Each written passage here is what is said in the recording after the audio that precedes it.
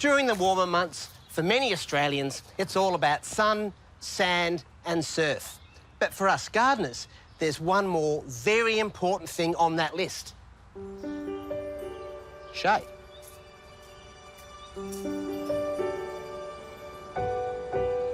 When the temperature really gets up there, we tend to think of shade in terms of protection. At the height of summer, our precious plants can soon become stressed if they're in full sun and aren't equipped to handle the heat. But shade needs to be considered all year round because all plants, to varying degrees, need light to grow. So it's a question of how much light or shade a plant needs to thrive. And to answer that, you need to understand the type of shade in your garden. This area of our backyard was designed to create seasonal shade by choosing a deciduous canopy.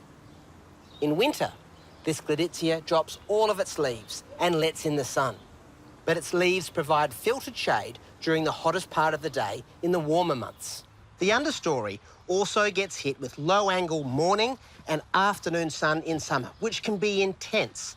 So I've chosen plants that can tolerate this type of inconsistent shade. For example, succulents need a certain amount of direct sunlight each day, and this position offers these aloes and this cotyledon the right kind of ratio. They're doing really well. Lomandras have a reputation for being tough and adaptable to all kinds of growing conditions, and this one is thriving. Another plant that is performing well in this area under seasonal shade is this Neoregelia Bromeliad. There are a number of different cultivars available with various degrees of sun tolerance. Bleached leaves are a sure sign that bromeliads are getting too much sun. These ones down here are looking lush and beautiful, so I'm going to plant another variety to add some more colour. Neoregelias are epiphytic and generally very hardy.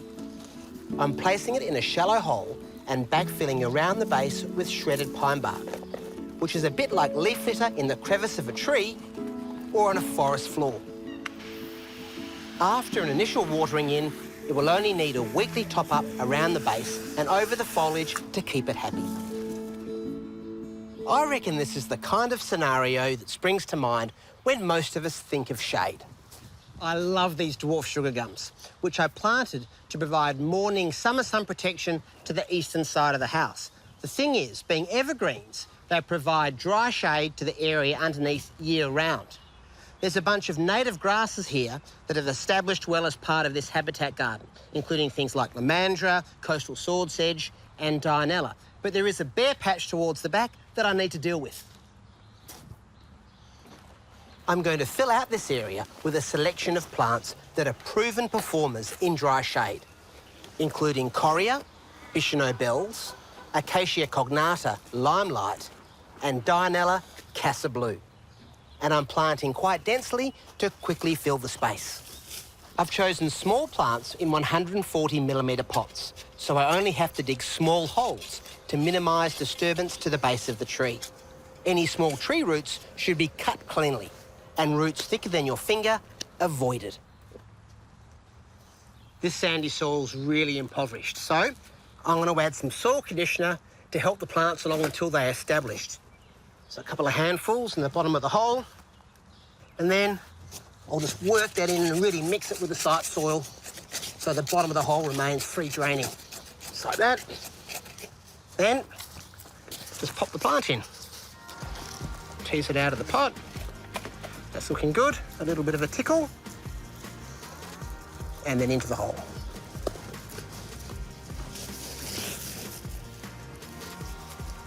Soil in dry shade often becomes hydrophobic, so I'm applying an organic liquid wetting agent.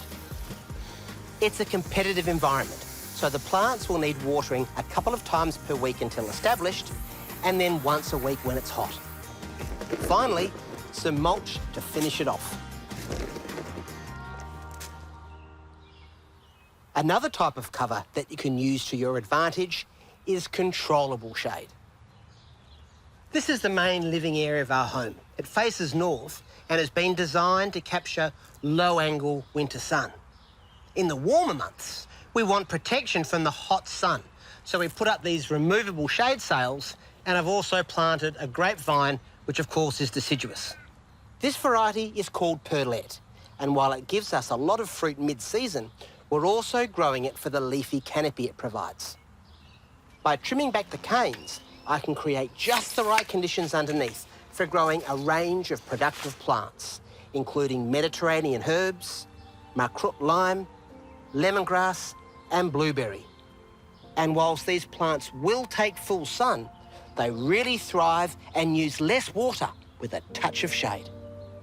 Growing in shade is often seen as challenging, but if you understand the type of shade and then choose the right plants to suit, you'll open up all sorts of opportunities.